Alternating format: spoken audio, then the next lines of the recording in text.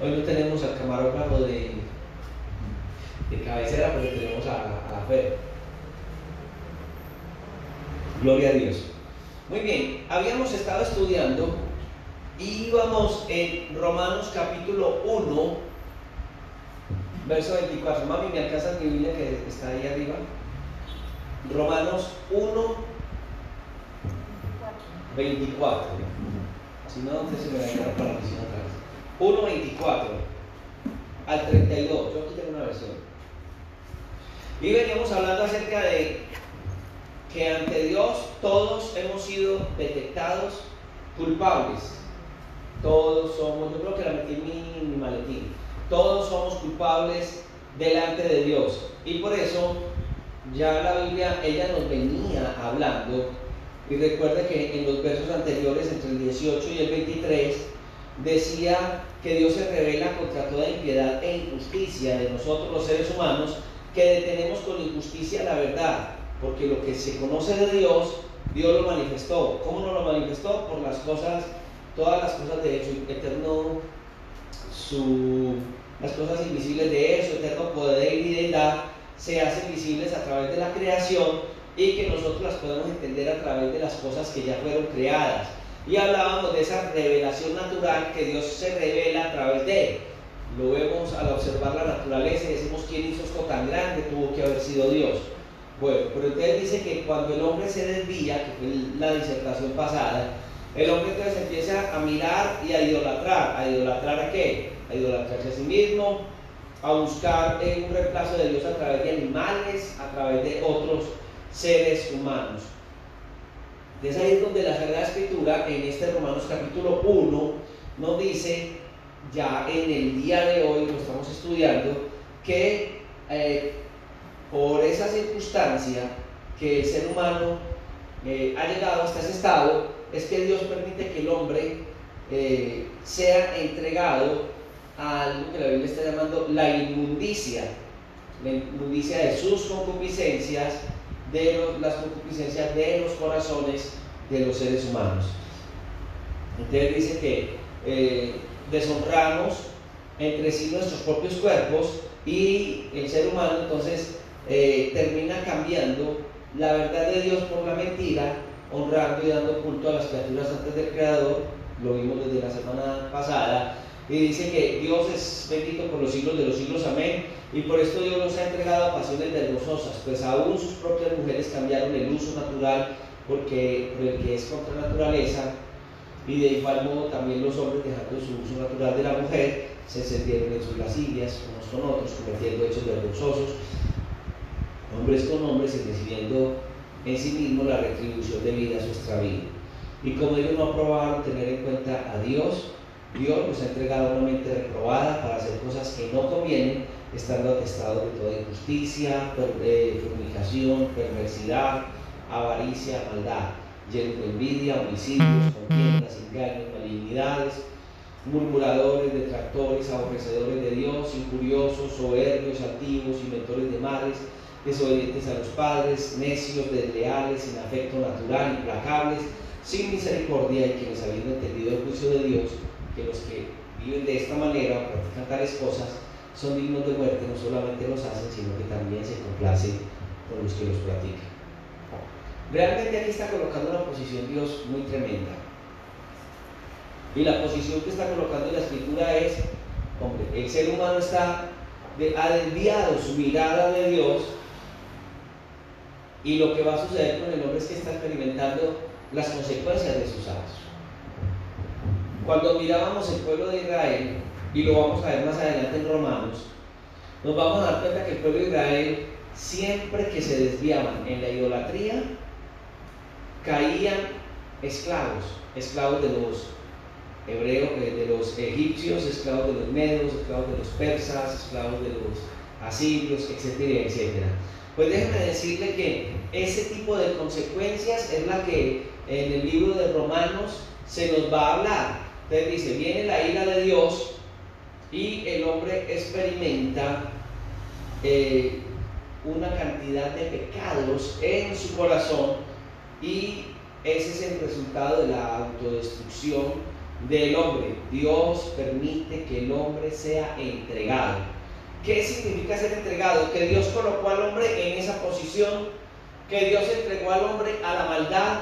No, el hombre no ha recibido los beneficios que Dios quiere darle, y por eso el hombre termina en las manos de la maldad. Por allá en uno de los libros del Antiguo Testamento, Profetas Menores, el libro de Oseas 4:17, hablando acerca de esos juicios de Dios, dice que Dios entrega, y dice que, ¿por qué no lo leemos? Oseas capítulo 4, es uno de los profetas menores antes del libro de Mateo, ¿cierto?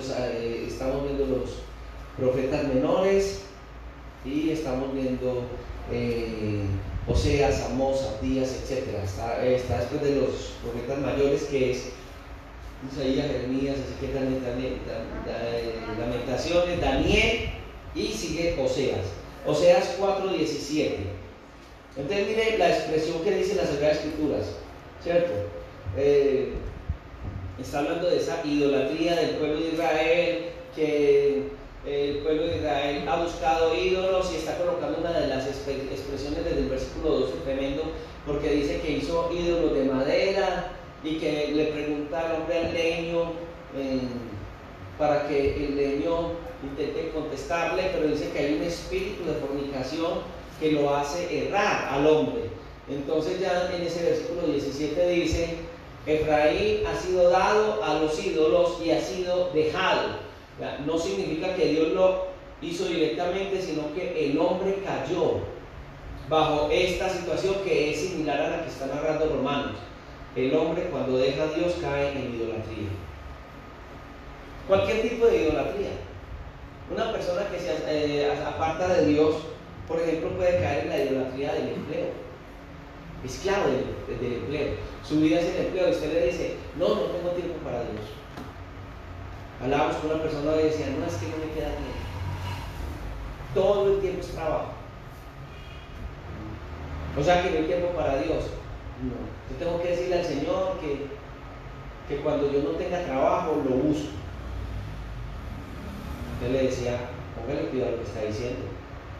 Cuando no tengas empleo, busca de Dios, y entonces Dios va a permitir que no tengas empleo. Dios va a permitir que te termines en una cama. Dios es tan hermoso y tan lindo que por amor a nosotros puede permitir. No es el propósito de Dios, no es el deseo de Dios, pero tú con tus propios labios estás siendo juzgado frente a esta situación. Dios puede en su misericordia permitir.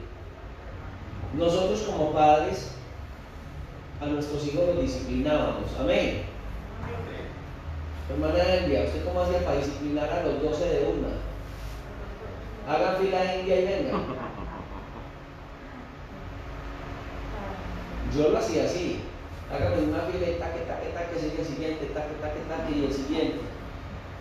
Pues si nosotros, siendo malos, corregíamos y amábamos, y yo recuerdo que mis hijos no agradaban del castigo. El hijo mayor era el más osado, y yo le decía: Daniel, yo te pego porque te quiero. Sí, ¿cómo no?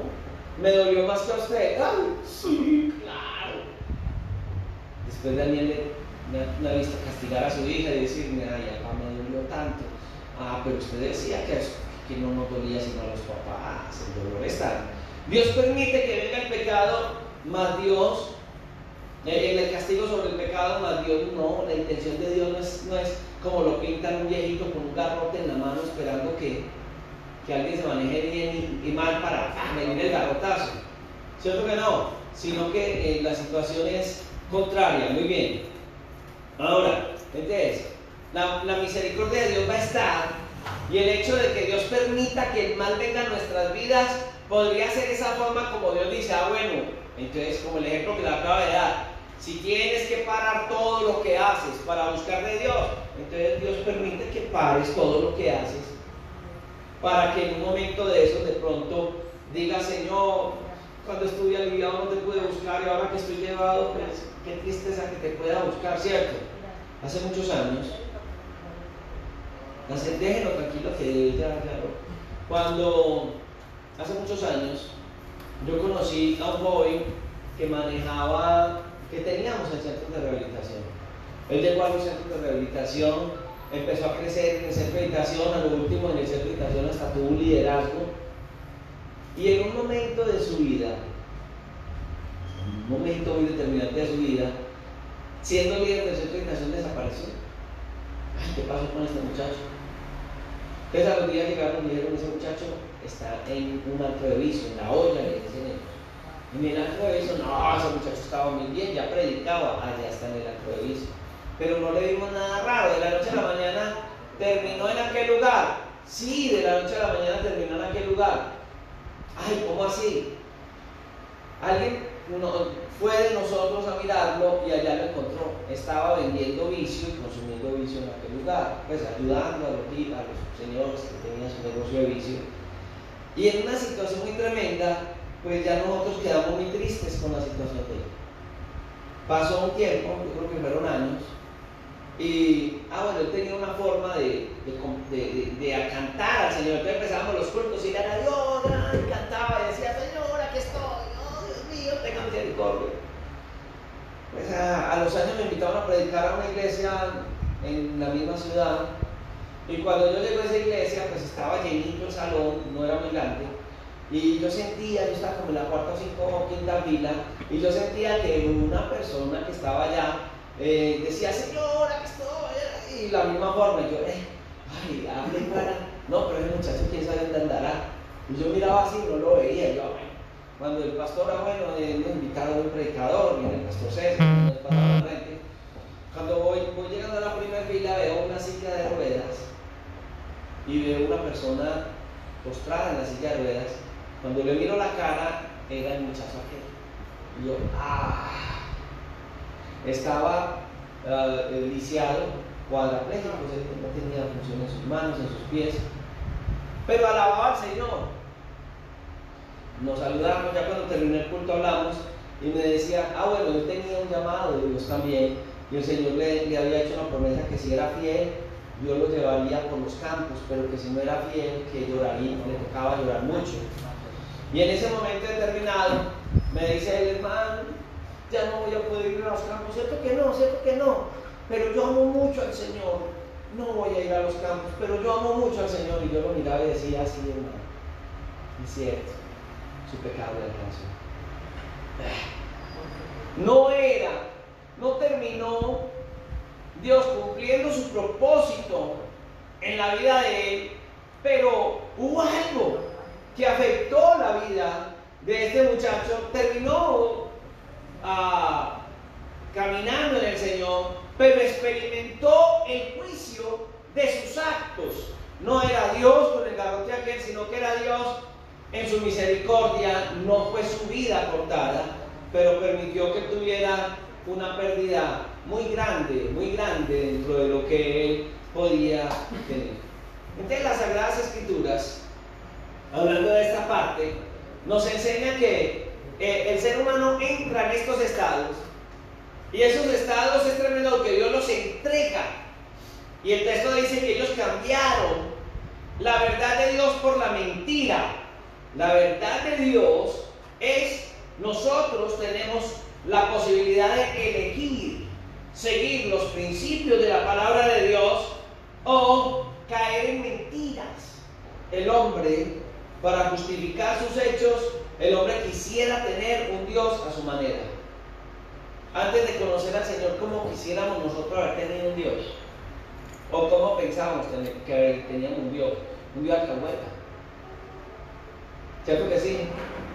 Un Dios como lo habíamos hablado una semana antes, como esos que se cayeron del zarzo de la casa sobre la cabeza, ¿cierto? Como esos caídos del zarzo, como que no se dan cuenta de lo que está pasando. Entonces usted ve que la gente quiere manipular a Dios y le dice: Dios mío, yo quiero que usted haga tal cosa, Dios mío, yo te ordeno, Dios mío, yo te digo. Si están en el camino del Señor, entonces yo ato, yo reprendo, yo ordeno que el Señor haga esto, ordeno que tal cosa, crucifico la vida de mi familia, santo las vidas de mi familia, la cruz de Cristo, y la gente pretende, y yo, Señor, que se abran los cielos, declaro cielos abiertos. Y Dios es Dios, Él verá qué hace.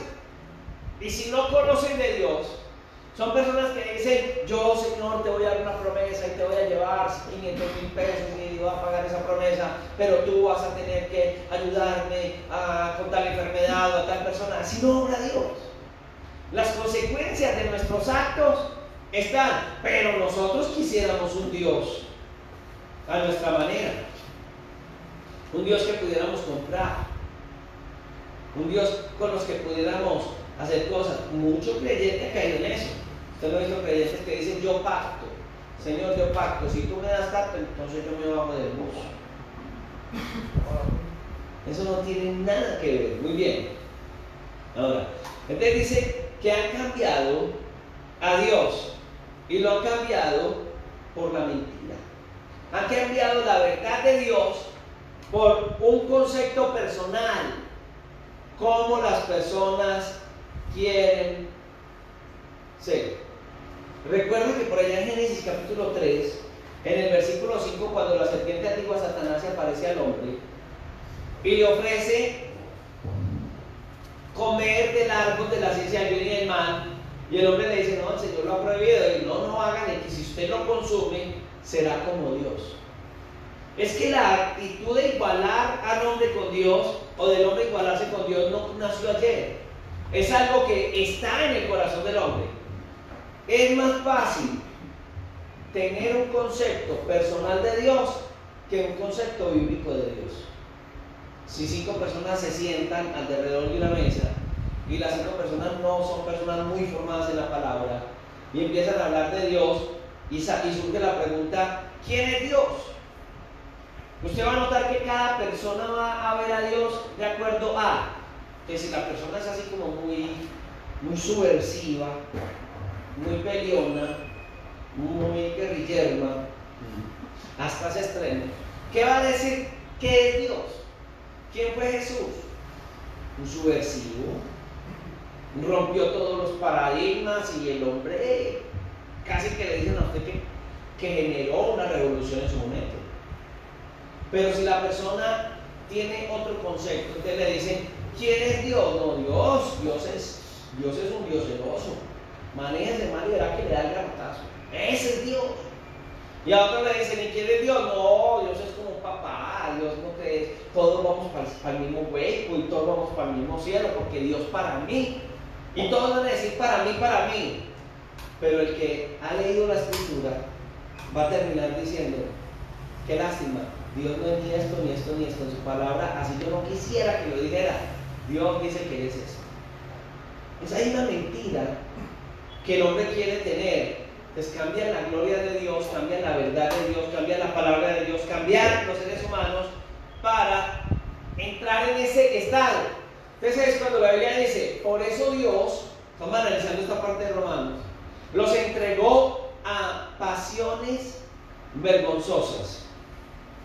Mucho cuidado, que la carta la escribe el apóstol Pablo y la escribe desde la ciudad, en un momento muy tremendo, desde la ciudad de Corinto, donde esta era una ciudad donde había una inmoralidad sexual en muchas áreas. Las prácticas rituales hacia el sexo eran tremendas, también se veían prostituciones, prácticas muy liberales dentro de ellos, y por eso vamos a encontrar esto dentro del libro de Romanos, ¿cierto? Entonces, empezaron a tener inmoralidad, tenían un estado de idolatría, pero esa idolatría ligada a la inmoralidad sexual. Recuerden que algunos templos, por ejemplo, en el caso de los griegos, tenían el templo de Diana.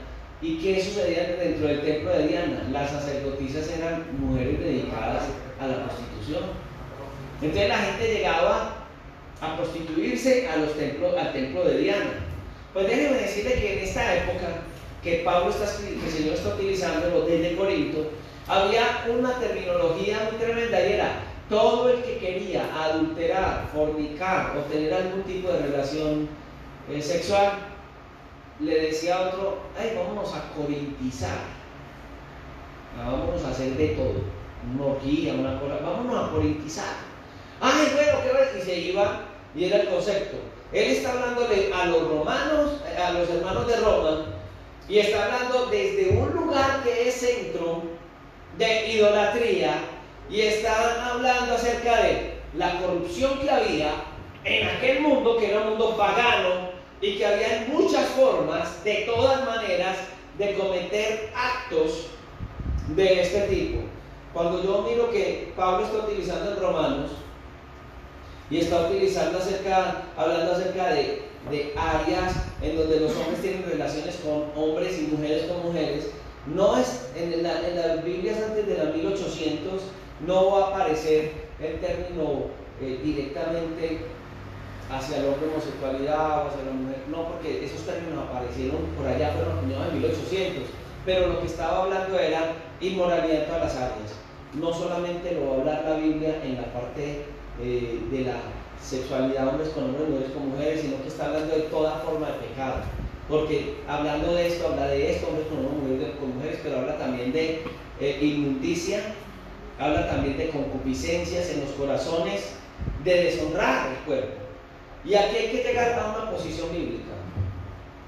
Muchas personas nos han visto a nosotros los creyentes en una posición frente a esta situación que se vive hoy en el mundo.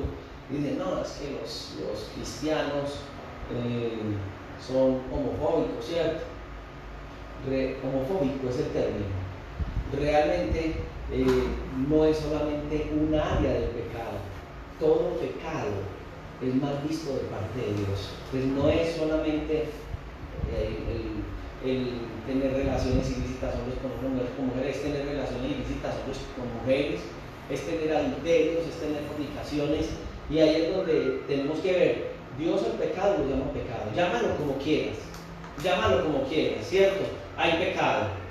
Entonces, si tú ves a una persona que está en pecado de adulterio, entonces esta persona es de un estrato más alto que la persona que está teniendo relaciones con una persona de su mismo sexo. Quiero decirles, bíblicamente los dos están en la misma posición delante de Dios, viven en pecado. Pero ¿cómo así? No, pero es que mire que rompe paradigmas sociales. Los dos son pecadores. A los dos hay que amarlos. Por los dos murió Cristo.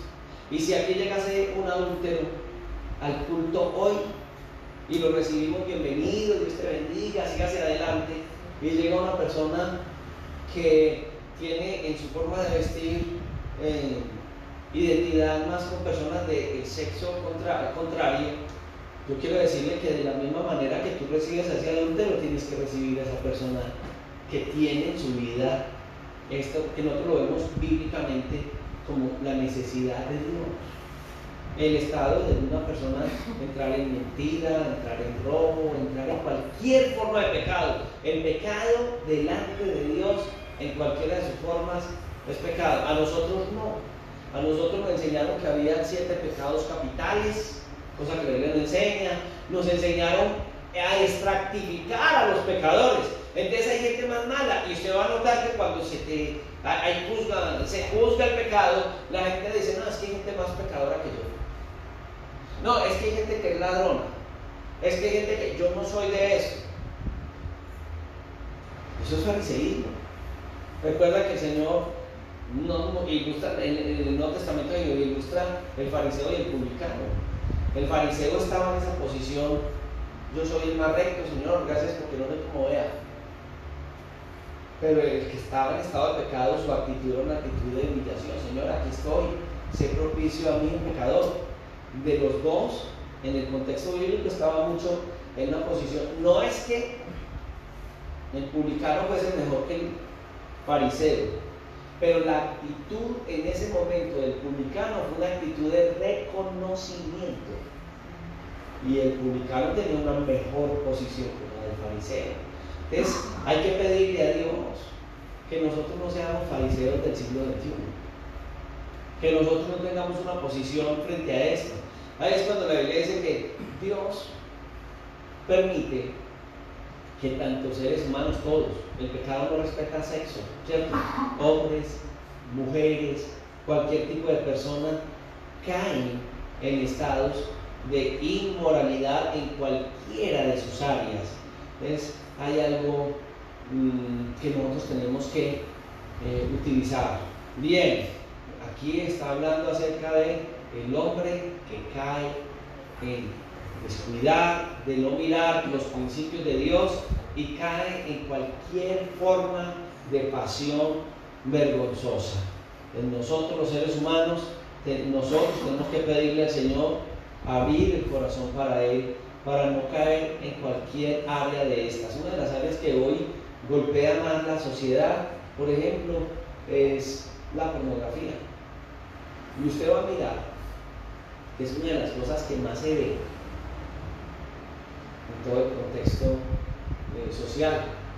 Es algo que ha tocado a adultos, a personas muy mayores y ha tocado a los niños. Es una forma de pecado. Y yo creo que aún en esta época de pandemia, en las estadísticas, las personas han entrado más en este tipo de prácticas. Lastimosamente, el hombre, cuando se separa de Dios, llega allá. Y quiero recordar algo que hablaba la semana pasada, y es que cuando la pandemia entró, ¿usted se acuerda qué hacía la gente cuando empezó la pandemia? Todo el mundo se encerró. ¿Cierto? Eso fue una situación rarísima. Todos encerrados. Una anormalidad. ¿Cierto? ¿Y usted no nota qué pasó con sus vecinos? Algunos lo notamos como nuestros. La gente dejó de escuchar la Sonora Matancera con Celia Cruz y Incorporada. La gente dejó de escuchar al grupo no sé qué. Y la mayoría de personas, por no cristianas que fueran, ¿cómo no creen en Dios? Uno dice, ay, pero el vecino que no escucha, no es ni cristiano y está escuchando levanto mis manos, aunque no tenga fuerzas. ¿Cierto? En la pandemia la gente empezó a escuchar mucha música cristiana. Mucha. Apagaron los equipos y dejaron de escuchar a Bob Bunny. No es Bob Bunny, es Bob Bunny. Pero dejaron de hacer todo esto y empezaron a mirar a Dios, a acercarse a Dios, ¿cierto? Pero ¿qué ha pasado ahora? La gente ya anda en un descuido espiritual, porque ya como que esto se acabó, como que ya viene diciembre y el coronavirus le tiene miedo a diciembre.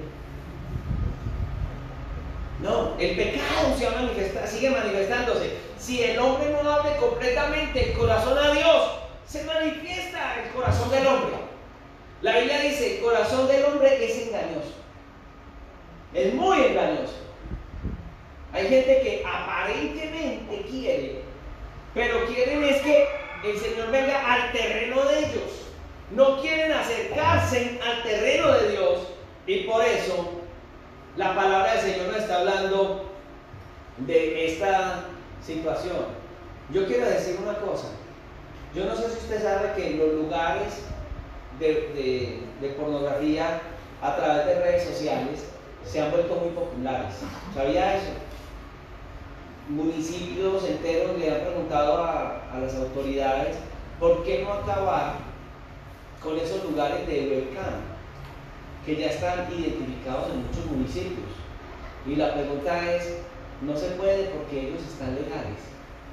Desde que paguen impuestos, pueden tener sus lugares pueden tener un establecimiento y es parte de lo normal para ellos. Déjenme decirle que en la época que Pablo escribe esta carta, en Roma había impuestos a la prostitución. En Roma, en la época de Pablo, habían impuestos a la homosexualidad. Se daban fiestas y ferias de prostitución, y mientras las personas pagaran, sucedían estas cosas. Y se daban prácticas como esas. Nerón a veces se hacía pasar de hombre, y también decía, yo soy la esposa de Nerón, para poder tener estas prácticas alejadas de Dios. O sea, estas prácticas no comenzaron hace 10 años ni 20 años, y las viejitas y los viejitos nos dicen, ay no, pero es que en mi época eso no se ve. Eso se ve. El pecado ha sido vigente al ser humano desde que el ser humano existe. Ha estado vigente. Más que entre más se aleje el hombre de Dios, más se va a hacer evidente. La Biblia dice que estos tiempos serán como los de Sodoma y Gomorra. Evidente. ¿Por qué más evidente? Porque el corazón del hombre es más abierto hacia el pecado. El problema es que la Escritura dice que cada persona va a recibir en sí misma la retribución debida a su extravío. Y yo creo que usted y yo hemos visto enfermedades sexuales, de transmisión sexual, y etcétera, donde estamos viendo una pequeña parte, esa sería la mínima parte de recibir todas esas consecuencias debido al extravío que la persona, ¿cierto?, dice que recibe en sí mismo la retribución debida a su extravío. Pero hay una más fuerte todavía.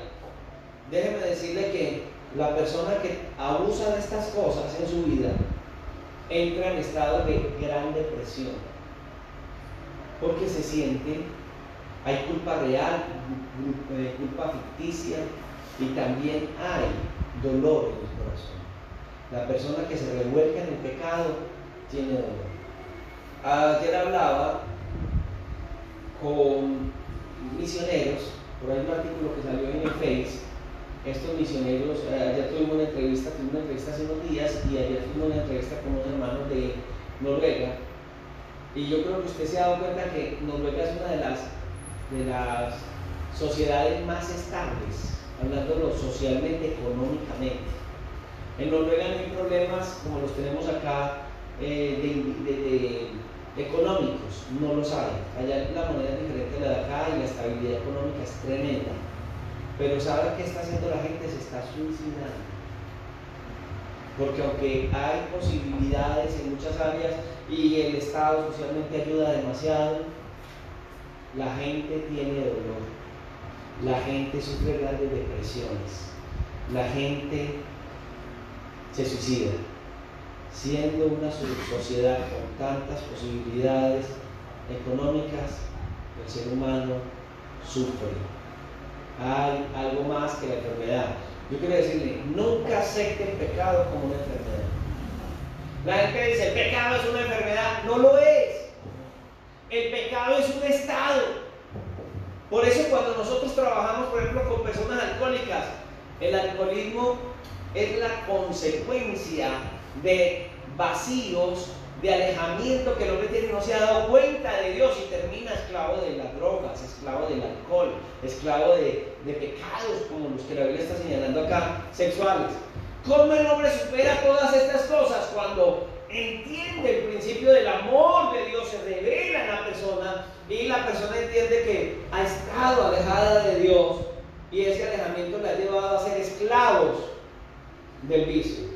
Déjenme decirle, tanto vicio, y estoy hablando de todo tipo de vicio, incluyendo la vida sexual. Cuando una persona encuentra perdón de Dios, se aleja del vicio, se aleja del pecado, en cualquiera de sus formas. Entonces, no es una enfermedad. Ante Dios hay un estado que si el hombre sanara su corazón, el hombre se apartaría de todo lo que lo ata. Entonces, la Biblia muestra eso. Es una retribución debida al extravío que el hombre tiene delante de Dios. El hombre se ha rebelado en contra de su creación. Por eso comenzó Romanos diciéndonos culpables. Y en Romanos nos va a llevar otra vez a hablar de la culpabilidad del hombre. Entonces, hay una libertad en Dios. Una libertad que nos va a libertar hasta del juicio de Dios. Dale una preguntita. Alguien no conoce de Dios y está alejado de Dios. Pero en el momento que esta persona llega a los caminos de Dios, encuentra la libertad en Dios. Si Dios me ha libertado cuando llego al Evangelio, ¿por qué hay cristianos que todos los días tienen miedo de que el Señor se los vaya a llevar para el infierno? Entonces hay cristianos que dicen, yo estoy hoy bien con Dios, y al otro día, Señor, no vaya a venir. Hoy le grité a mi esposa, hoy volaron las tapas de las uñas en la cocina, hoy no puede venir usted porque hoy soy un rey y estoy bajo condenación. ¿Hay libertad en Cristo o no la hay? Claro, hay que reconocer nuestras faltas antes de que el sol se oculte sobre nuestro enojo. Pero yo le hago una pregunta: si alguien conoce de Dios y ama a Dios y se enojó, Y el Señor viene en ese instante, entonces esa persona se quedó.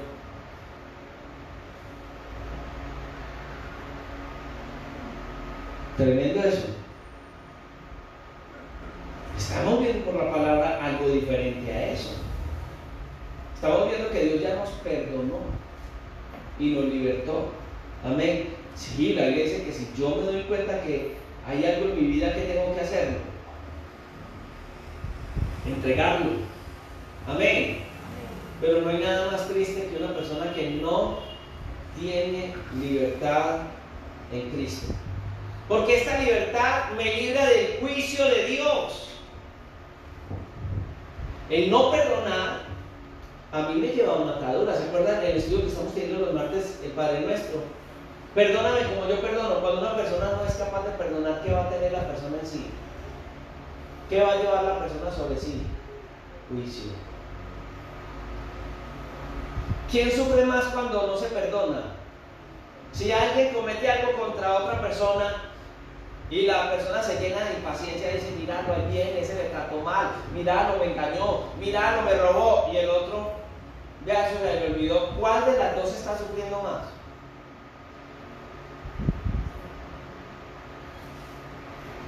¿Cuál sufre más? ¿El que hizo el robo? ¿O la persona a la que le robaron y todavía lleva esa carga y me la tiene que pagar y algún día me la va a pagar? ¿Cuál de los dos? Por eso el Padre Nuestro nos dice que debemos de entregar la carga. Porque ni la otra persona ni sufre, y el creyente, Dios mío, hoy te lo entrego, que le caiga el juicio, devóralo, acábalo. Y usted no sabe con quién se metió, con un hijo de Dios, va a caer el juicio, Dios mío.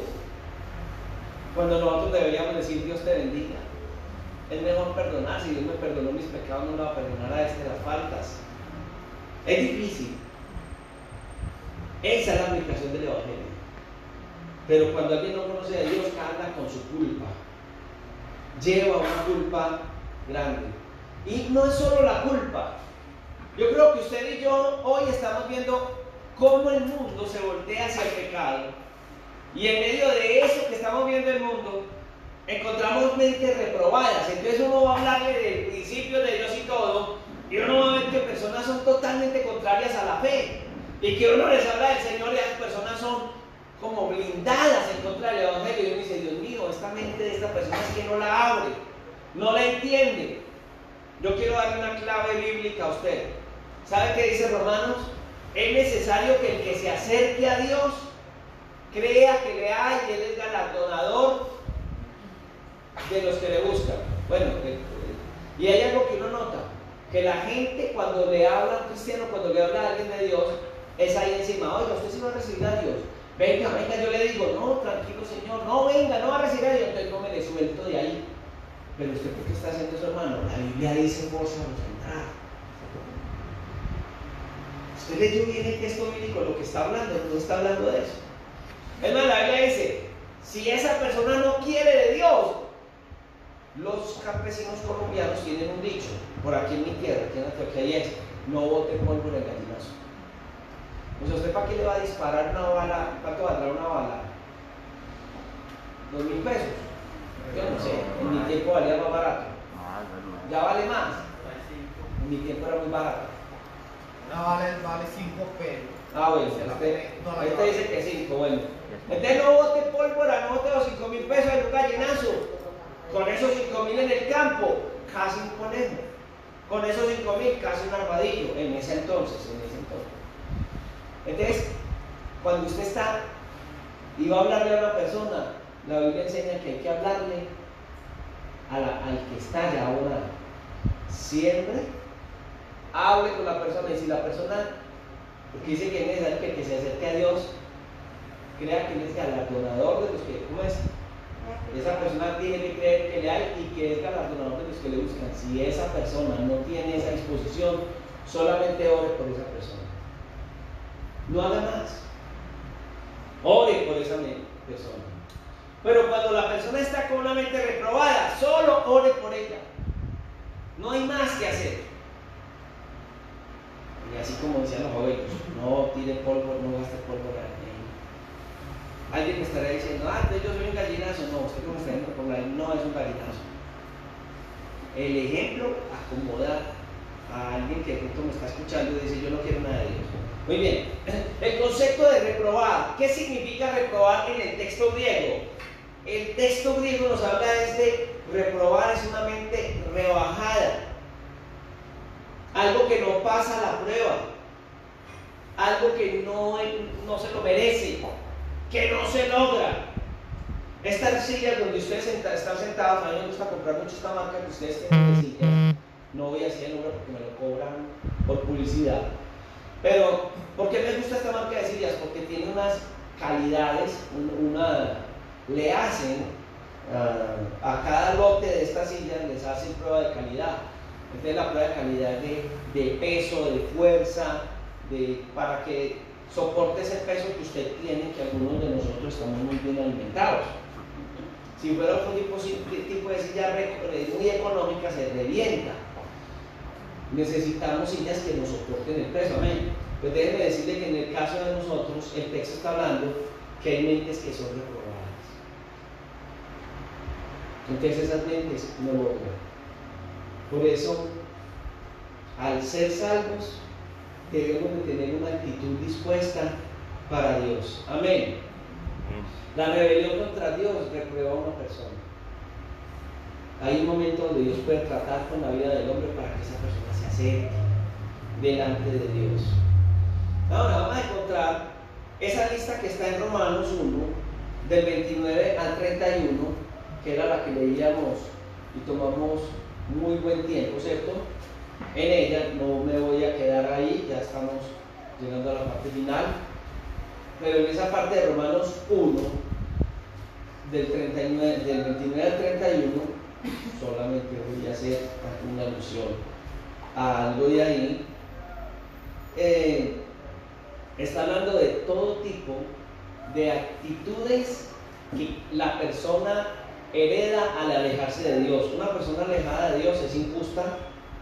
Hay fornicación, hay perversidad, hay avaricia, hay maldad, hay envidia, hay homicidios, hay contiendas, hay engaños y hay el deseo de hacer cosas malas hacia otras personas. Está la murmuración, está el hablar mal, detractando de otras cosas o personas o hechos, gente que aborrece a Dios, gente injusta, gente soberbia, gente altiva, inventora de mal y desobediente a los padres. También dice que ahí está la necedad, gente desleal, gente sin afecto natural, no los detiene nadie, implacables, sin misericordia. Y dice que Dios revela su juicio, pero estas personas llegan a un estado horrible. Pues aquí está hablando de que estas son las consecuencias de no tener a Dios en el corazón. Y uno mira en esta lista y dice: Dios mío, pero es que hay gente, yo conozco gente que supuestamente aman a Dios y son soberbios, no son de Dios, sencillos, porque hay una falsa religiosidad. La persona que tiene a Dios ama, pero vas a ver una persona que no tiene a Dios que está: Señor, gracias porque no soy como nuestros pecados. Hace unos días alguien me llamaba y me decía que me ordenaba o aconsejaba que yo no me juntara con pecadores. Era pues una persona muy santa. Y yo decía: ay, Dios mío, Jesús anduvo con gente muy pecadora. Lo acusaron de ser amigos de pecadores, no de estar fornicando, ni adulterando, ni prostituyéndose, no, sino de andar con pecadores. Y yo decía: necesito andar con pecadores, no revolcarme en el pecado, porque yo también soy otro pecador. Que la sangre de Cristo cada día me muestra a través del pecado que yo veo en otros mi pecado. De pronto somos algo soberbios. ¿Cuántos soberbios hay aquí? ¿Quién va a decir que es soberbio? No se levantan las manos. Me gustaría preguntarle a la gente de su casa si usted es soberbio. Pastor, dejemos así. No, yo no voy a ir a su casa a preguntarle. Pero es factible que nosotros necesitemos más de Dios. Y lo que Romanos 1 nos está hablando es, si ese tipo de situaciones hoy son evidentes en nuestra vida, hoy más que nunca, tú y yo necesitamos bajar la cabeza y decirle al Señor, me falta mucho de ti. No, mi vida no corresponde a la fe. Tu vida se identifica 100% con Jesús, 100%. La gente que te ve cuando te está viendo está diciendo, ese es Jesús, ahí va Jesús. Bueno, el término de la gente puede ser, ahí va un cristiano. El término cristiano es un Cristo chiquito, usted es un Cristo chiquito. La gente se agrada de usted y ve en usted a Jesús. Ve en mí a Jesús. Si no es así, con tanto dolor que nos llega, porque esa confrontación dice, ay, entonces ¿yo qué soy? ¿Por qué no agachamos la cabeza y le decimos al Señor, ay Señor, necesitamos cambiar más? Gracias por este capítulo 1 de Romanos. Que Señor no me lleva a mirar y a juzgar a otros por su sexualidad o por sus pecados, sino que me lleva a juzgarme a mí mismo, porque también puede haber una mente no muy acercada a ti. Padre, yo coloco en esta noche cada vida que ha llegado a este lugar. Amén. Cada vida que ha llegado a este lugar. Comparta, pues cierre, sí. Cada vida que se acerca delante de ti. Muchas personas, Señor, estamos necesitadas de ti. Cada día necesitando verte más.